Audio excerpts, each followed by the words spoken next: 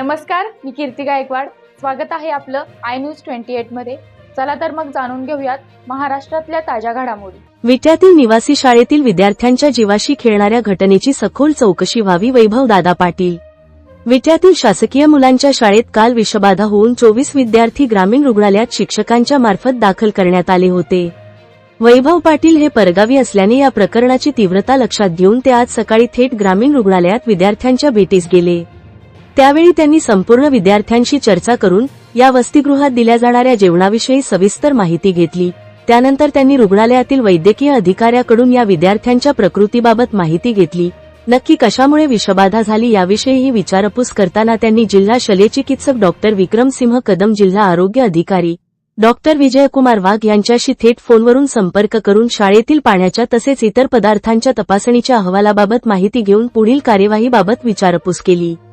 तसेच समाज कल्याण विभागातर्फे चालवणारे या शाळेतील जेवणाची त्या ठिकाणी दिलेल्या फळांची दुग्धजन्य पदार्थांची तपासणी वेळोवेळी केली जाते का याविषयीही संबंधित अधिकाऱ्यांच्याकडून घेतली. कारण त्या ठिकाणी पौष्टिक आहार व पालेभाज्या विद्यार्थ्यांना दिल्या जातात का, त्याची साठवणूक योग्यरित्या केली जाते का, कारण त्या ठिकाणी पालेभाज्या या उघड्यावर ठेवलेल्या दिसून येत आहेत.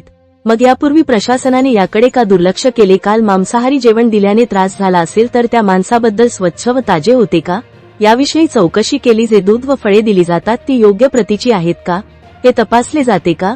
किचनमध्ये ठेवलेला किराणा भाजीपाला, फळे यांचे उंदीर, पाल यासारख्या प्राण्यांपासून दंश होऊ नये म्हणून त्या ठिकाणी काय उपाययोजना केलेल्या दिसत नाहीत.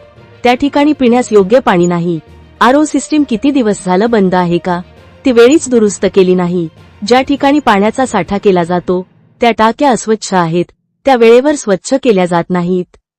इतक्या गोष्टी गंभीर स्वरूपाच्या असताना प्रशासनाने का कानाडोळा या ठिकाणी केला. या ठिकाणाच्या पदाधिकाऱ्यांना, ठेकेदारांना कोणाचे पाठबळ आहे.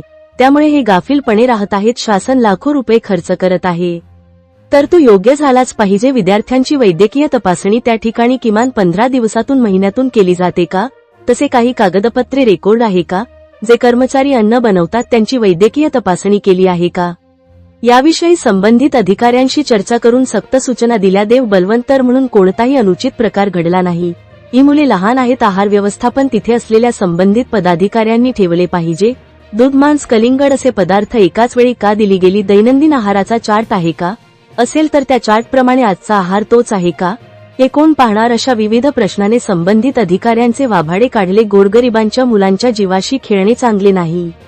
त्यामुळे या गोष्टीची सखोल चौकशी करून दोषीवर कडक कारवाई करण्यात यावी, अन्यथा आम्ही प्रशासनाला या गोष्टीच्या मुळापर्यंत जाण्यास भाग पाडू, अशा संतप्त प्रतिक्रिया दिल्या. त्याचबरोबर ग्रामीण रुग्णालयातील वैद्यकीय अधिकारी यांनी या गंभीर बाबीचे दक्षता घेऊन योग्य औषधोपचार केल्याबद्दल जिल्हा शल्यचिकित्सक डॉक्टर विक्रमसिंह कदम व जिल्हा आरोग्य अधिकारी डॉक्टर विजयकुमार वाघ व त्यांच्या टीमचे धन्यवाद व्यक्त केले. इंडिया न्यूज 28 पुणे विभाग प्रमुख दिलीप गायकवाडची रिपोर्ट.